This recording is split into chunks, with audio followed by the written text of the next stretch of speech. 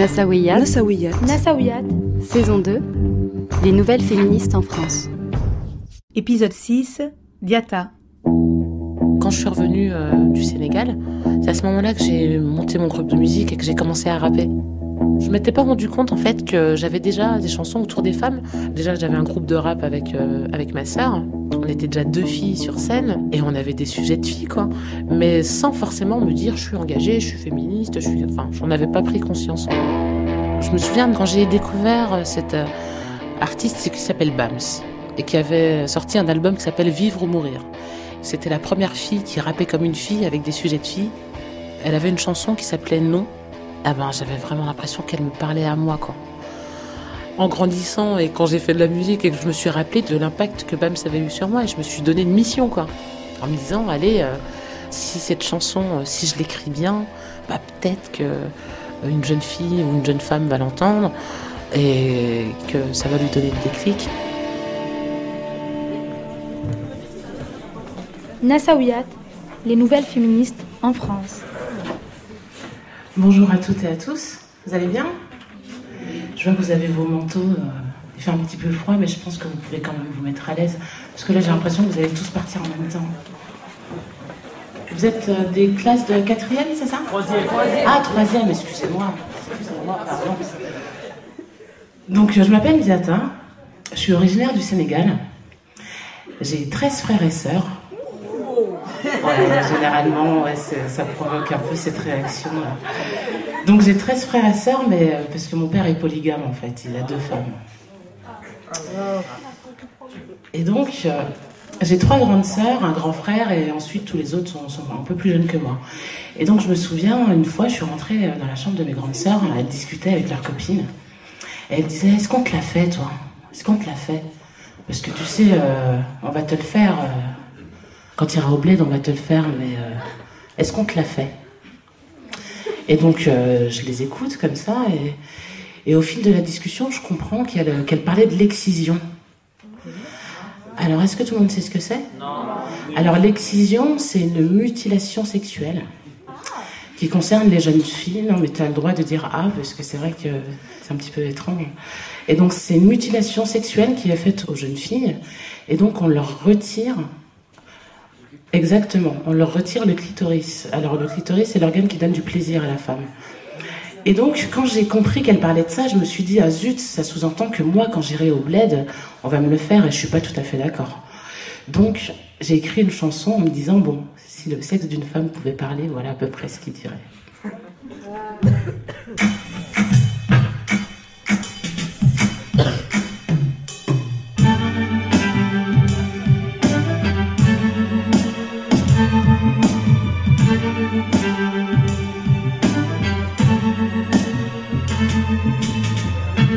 N'avons-nous pas toutes le droit de nous exprimer ?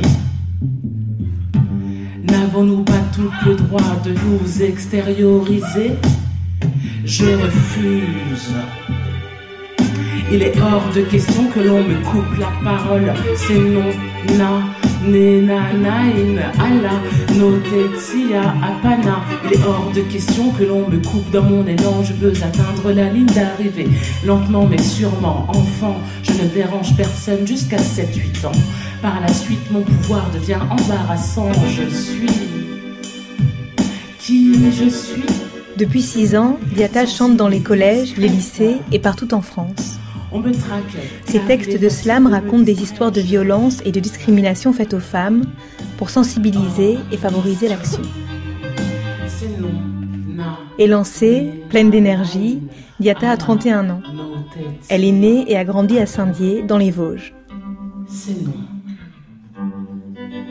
On était tous concentrés dans le même quartier. Il y avait le quartier sénégalo-mauritanien, le quartier turc et le quartier rebeu. Ce sont nos papas qui sont arrivés en France et donc ils travaillaient pour les usines textiles. Et d'ailleurs, ils ont tous été au chômage en même temps. Quand les usines ont fermé, ils sont tous retrouvés au chômage en même temps, quoi. Et c'est marrant parce qu'à ce moment-là, ce sont les femmes qui sont mises à travailler. Et ma mère, elle a passé un CAP petite enfance pour travailler dans l'animation et elle travaille encore alors que mon père n'a jamais retrouvé de boulot après l'usine. Donc au final, chez moi, c'est ma mère qui travaille. Très tôt, j'ai senti que ça allait être compliqué sur plein de choses. En gros, moi, j'ai été élevée pour être la future femme de mon mari, quoi. donc voilà, avec les filles doivent faire à manger, enfin voilà. Il y avait un décalage et je me sentais plus libre de penser ce que je pensais, d'être comme j'étais à l'extérieur plutôt que chez mes parents. En tant que fille, on n'avait pas trop le droit de sortir, où on avait des règles, on avait des horaires. Pour ma mère, aller au cinéma, c'était pas aller voir un film, c'était l'endroit où tu avais rendez-vous avec un garçon et t'embrassais un garçon. Donc je lui disais pas que je voulais aller au cinéma, quoi. Je lui disais autre chose. Il y a aussi les discours. Moi, il y a quelque chose qui m'a pas mal marqué, c'est par rapport au mariage. C'est qu'assez tôt, mine de rien, on te parle de mariage. Ma mère a 7 filles. Et donc très tôt, il y a eu des défilés à la maison, des défilés d'hommes qui venaient chercher des femmes, en fait. Et qui venaient des foyers parisiens, là, et qui venaient un peu faire le marché, quoi. Les taux se resserrent, en fait. C'est qu'au début, on te dit, oh, tu vas te marier avec un Africain. Après, on te dit, bon, ça serait bien qu'il soit sénégalais ou mauritanien. Après, on te dit, de toute façon, il sera forcément musulman. Et après, on te dit, bon, ça serait bien que ça soit membre de ta famille. Et puis, au final, c'est ton cousin. Et donc, mais on te le dit pas comme ça, c'est que c'est petit à petit que ça se fait, quoi. Alors la question que tout le monde se pose généralement à ce moment-là, c'est est-ce que j'ai été excisée? Mais personne ne va oser me la poser parce que c'est quelque chose de très intime. Et donc, alors tu me poses la question, c'est ça? Alors, non mais c'est rare de toute façon qu'on ose le faire. J'ai pas été excisée. Parce que quand je suis arrivée, moi quand j'étais au Sénégal pour la première fois, j'avais 15 ans. Et j'étais déjà trop vieille. Parce que ça se fait généralement quand on est enfant. Et donc, quand je suis arrivée dans mon petit village du Bled, en charrette, comme ça, je vous avoue que sur le trajet, je me disais, oh là là, 15 jours, ça va être long, pas d'électricité, pas de télé, pas de téléphone, je vais m'ennuyer. Et quand je suis arrivée dans mon village, il y avait une fête. Je me suis dit, c'est cool, en fait, on va quand même s'amuser. Sauf qu'au bout de quelques minutes, j'ai compris que la fête, c'était pour moi. C'était mon mariage, en fait, mais je savais pas. Et là, je me suis dit, ouais, non, en fait, c'est pas la fête du tout, quoi.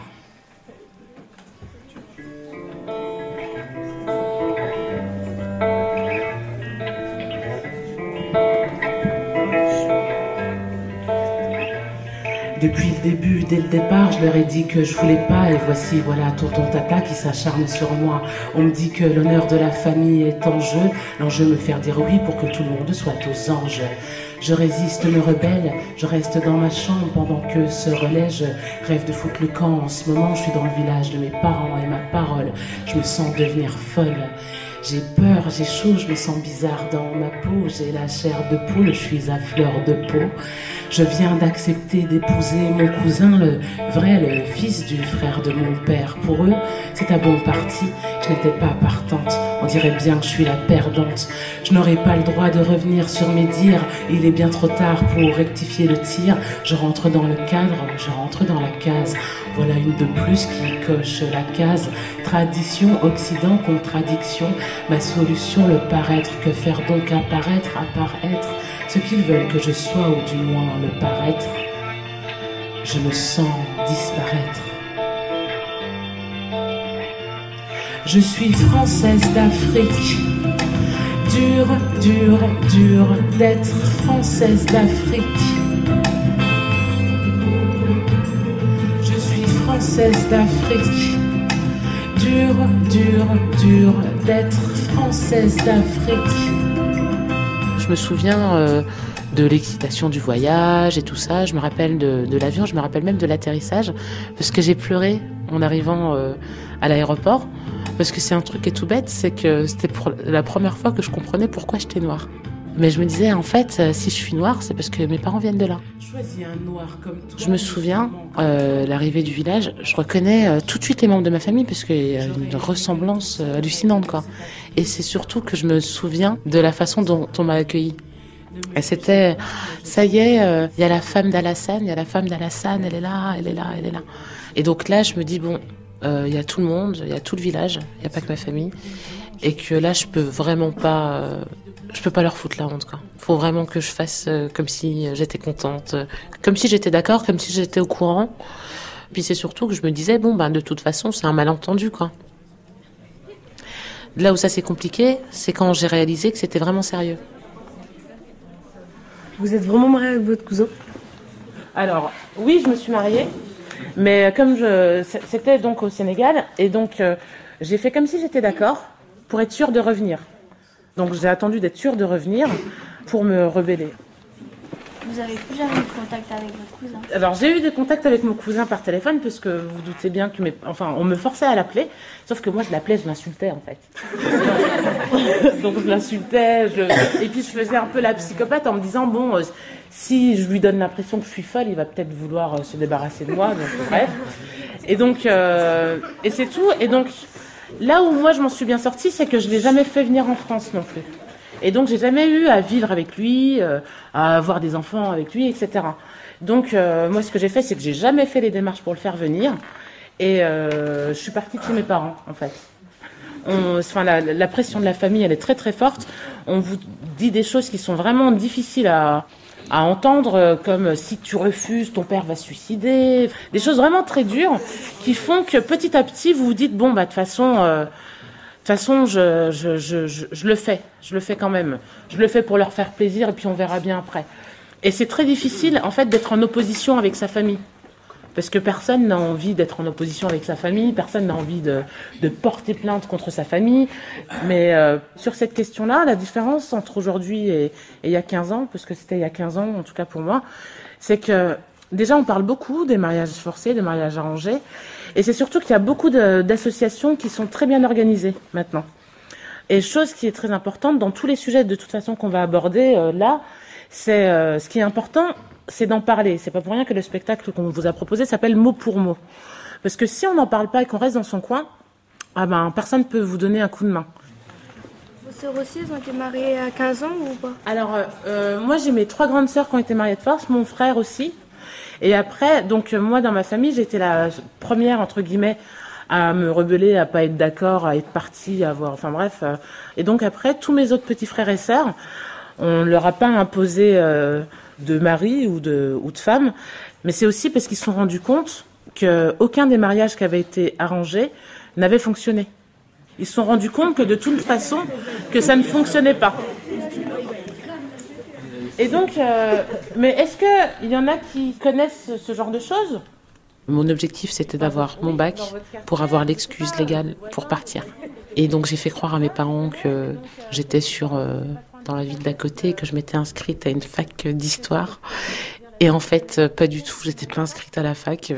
J'étais sur Paris et j'avais trouvé un boulot pour subvenir à mes besoins. Et pendant plus de 10 ans, on s'est pas du tout parlé.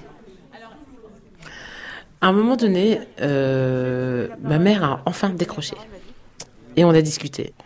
Et ce jour-là, je l'ai ramenée chez moi. Déjà, elle a vu que j'allais bien, que j'avais un travail, que j'avais une situation, que j'étais pas complètement perdue, quoi. Je lui ai pas présenté la personne avec qui j'étais, mais elle savait que ça faisait un beau bout de temps qu'on était ensemble et que c'était sérieux, quoi. Donc je lui ai dit, c'est bon, maintenant, clairement, on aimerait bien se marier, quoi. Et ça serait bien que vous soyez d'accord, tant qu'à faire. Parce que c'est vrai que j'aurais pu me marier sans eux. Mais moi, je sais que j'aurais été quand même un peu triste de faire ma vie sans mes parents. Et donc, je pense qu'ils ont baissé les bras. Avec le temps, avec l'usure, Et en fait, c'est passé, quoi. Ils ont bien vu que c'était pas possible d'attendre de nous qu'on soit d'être élevé à l'africaine quand on est né en France, tout simplement. Je leur en ai jamais voulu. Je suis vraiment convaincue que c'était pour mon bien qu'ils l'ont fait et qu'ils pensaient vraiment que c'était quelque chose de positif pour moi. Ils sont nés dans un autre pays avec une autre culture. C'est la première génération à avoir eu des enfants en France, qui sont nés en France. Et donc ils connaissaient pas, ils étaient perdus, quoi. Ils ne savaient pas comment gérer. Eux non plus ne savaient pas comment gérer. On ne prend pas tout de la France et puis on ne prend pas tout du Sénégal. On fait un mix et ce mix-là, il est nouveau. C'est ce qui fait des gens comme moi, par exemple. Est-ce que vous connaissez quelqu'un qui est victime de... Alors, pas de nom, surtout dans ce collège, mais surtout pas de nom. Mais est-ce que vous connaissez quelqu'un qui est victime d'une rumeur? Oui. Alors, généralement, c'est une fille ou un garçon? Une fille. Une fille. Et généralement, qu'est-ce qu'on dit d'elle? Une femme. Une salope, etc. Ok, et donc généralement... Alors oui, généralement c'est ce qu'on dit, mais et pourquoi on dit ça alors? On dit parce que une relation sexuelle. Une relation ça va, mais à partir de plusieurs ça devient une pute. Sauf que est-ce que un garçon qui a une relation sexuelle avec une fille ou qui a des relations avec plusieurs filles, est-ce qu'on la traite de pute? Non. Un garçon? Ouais. Non. Alors pourquoi cette différence? C'est un beau gosse. Voilà, c'est un show, c'est un beau gosse, il assure, c'est un bon gars, etc. Alors, et donc pourquoi? Ok. Est-ce qu'on entend quand j'ai pas le mix? Non. Généralement, cette jeune fille, personne ne lui parle. Les filles ont peur d'aller lui parler ou de traîner avec elle parce que sinon tout le monde va penser qu'on est comme elle. Et les garçons, généralement, quand ils vont lui parler, c'est pour voir s'il y a moyen, quoi. Vu que c'est une pute, il y a peut-être moyen. Moi, j'ai décidé de donner la parole à cette jeune fille-là, que personne n'écoute, que personne ne va voir.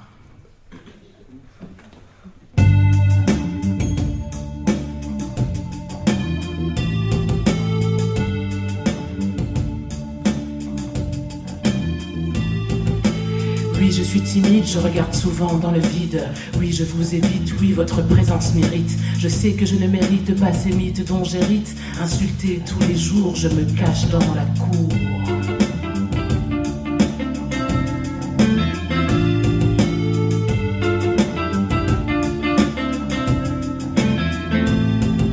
Enfermé dans ma tour, il fait si lourd. SOS, au secours, qu'on secoue cette rumeur, qu'on lui torde le cou. À petit feu, je meurs seul dans la cour.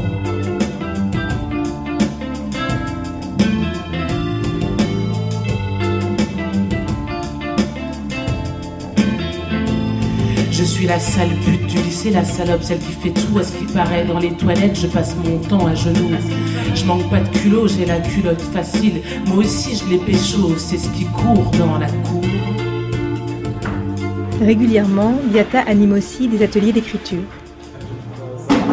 Cette semaine-là, elle intervient en terminale maintenance des équipements industriels dans une classe exclusivement masculine.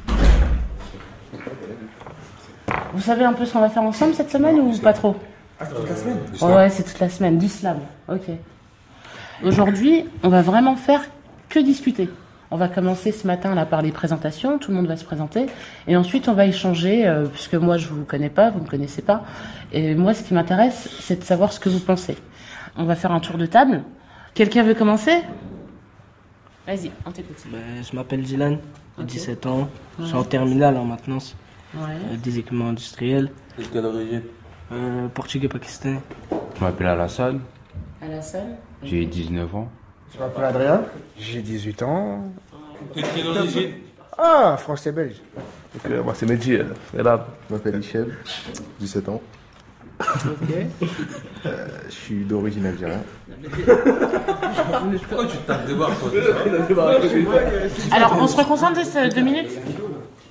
Quand je vous dis égalité filles-garçons, vous pensez à quoi? Travail. Toi, tu penses au travail? Ah, la paye du travail. Parce qu'en fait, les mecs, ils sont plus payés que les filles. D'accord. Bon, je sais pas. Par rapport à la sexualité, je sais pas, qu'est-ce que vous en pensez Tout à l'heure, tu as dit les filles d'aujourd'hui, elles sont plus pareilles. Ouais. Tu peux expliquer un petit peu ce que tu veux dire par là? Laissez-le parler. Pas vulgaire dans leur façon de s'habiller, déjà, il y en a qui sont vulgaires. Il y en a qui sont vulgaires, alors à partir de quel moment, toi, tu trouves que Moi, c'est je dis vulgaire? niveau comportement. Waouh, vulgaire, c'est déjà qu'on voit la moitié des trucs là, et il y a une jupe, ça, moi je porte pas. Toi, t'aimes pas, en fait, une fille qui met des décolletés, qui met des Décolleté, ça passe, mais pas décolleté, on voit la moitié, quoi. Donc les filles d'avant, elles s'habillaient pas comme ça? Bah non, je pense pas. Hein. Moi, franchement, je dis, elles ont changé, c'est niveau comportement et aussi leur façon de parler, de s'exprimer et tout. Genre, elles parlent comme si que c'était des mecs ou un truc comme ça, genre, vas-y, casse-toi, j'en ai marre de toi, vas-y. Elles sont bizarres, elles sont cheloues. Enfin, certaines. Là, vous sortez à la récré, là, vous voyez des... Dans la ville. On est en hiver. Tout le monde crie, danse. Voilà, c'est pas comme ça. Elles se font remarquer. Pour moi, elles se respectent pas, ces filles-là. Une fille qui se respecte, c'est une fille discrète. D'accord, donc toi, une fille qui sort avec toi, il faut pas qu'elle parle à d'autres garçons. Et donc toi, ça sous-entend que tu parles pas à d'autres filles non plus. Moi, je parle pas à d'autres filles. Déjà, c'est pas rien que c'est par rapport à la religion déjà. Quand t'es un homme, tu peux pas permettre de parler à d'autres garçons, fréquenter d'autres garçons, tout ça. Donc, tout le monde est religieux là. Non, ouais, chrétien, mais. Donc pour toi, c'est quoi une fille bien? Elle s'est pas remarquée par les autres mecs quand elle a un mec. Déjà, ça c'est un truc. Qu'elle se fasse pas remarquer. Quoi? Ouais, par les autres. Alors pourquoi? Alors, c'est important les termes qu'on emploie parce que là, tu viens de dire qu'elle se fasse pas remarquer par les autres mecs. C'est-à-dire que ça se trouve, en faisant rien, les autres mecs la remarquent. Bah ouais. Dans ce cas-là, qu'est-ce qui se C'est passe? naturel ça. Bah rien. Alors avant, c'était quand? Avant, c'est quand on était petits. Quand vous étiez bonne époque. L'école primaire, je sais pas, c'était bien. Ah, à l'époque de vos parents. En fait, vous prenez comme exemple l'exemple de vos parents. Hein? Les filles d'aujourd'hui, elles vous conviennent pas? Non, ça me convient, parfaitement. Toi, ça te convient pas? Bah, c'est pas, ça a changé par rapport à avant. Avant, c'est trop. Les filles, c'est trop calme. Parlaient pas, tout ça. Maintenant, ça a changé. Ils ont du caractère, tout ça. Et toi, t'aimes bien? Ah, j'aime bien. Et t'es d'accord avec ce qu'ils disent? Non. Non? Qu'est-ce que t'en penses? Après, moi, je dis. Enfin, je sais pas comment dire. Putain, parce que tout à l'heure, je sais plus c'est qui a dit ça. Ouais, ils ont dit, ouais, il y a des meufs, ils sont agressifs, tout ça, je sais pas. Mais moi, je dis, c'est par rapport au Kémé aussi. Si par exemple, le Kémé, c'est un bouffon. Ouais, j'avoue. Ben, obligé, la meuf, elle va se sentir plus fort que le Kémé, donc elle va l'insulter, elle va le mettre à l'amende. Elle va pas le respecter, façon. Et si par exemple, le mec, si le mec, il est vraiment. On va pas dire violent, mais il montre qu'il est un peu dur. La meuf, elle peut se calmer un peu. Pas va se calmer, mais un peu.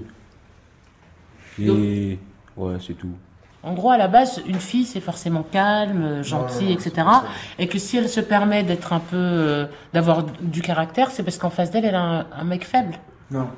Donc tu dis que les filles, elles n'ont pas forcément un fort caractère, en fait. Vous dites pas que vous tous, là, vous êtes tous différents, là. Il y a des timides, il y a des gens qui sont plus expressifs, il y a des nerveux, il y a des calmes, il y a de tout. Et les filles, c'est pareil, en fait. Heureusement. Ah ben, pour les filles, c'est pareil. Ouais. C'est la récré, là, ça? Juste une chose, juste pour plus rester assis 2 minutes. Alors, on se voit demain. Demain, on va se voir 4 heures. Restez assis, s'il vous plaît. J'attends que tout le monde soit concentré. En fait, donc, à partir de demain, on va commencer à écrire nos slams. Et en fait, il faudrait que d'ici demain, vous réfléchissiez à plein de choses qu'on s'est dit aujourd'hui, et à un thème que vous voulez aborder, soit un thème qui vous dérange, soit quelque chose que vous avez envie de dénoncer, enfin vraiment un sujet sur lequel vous avez envie d'écrire.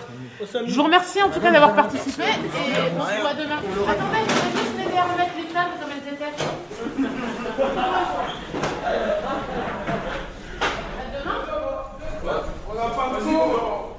Je les laisse vraiment dire tout ce qu'ils pensent, même si c'est choquant, pour pouvoir travailler dessus.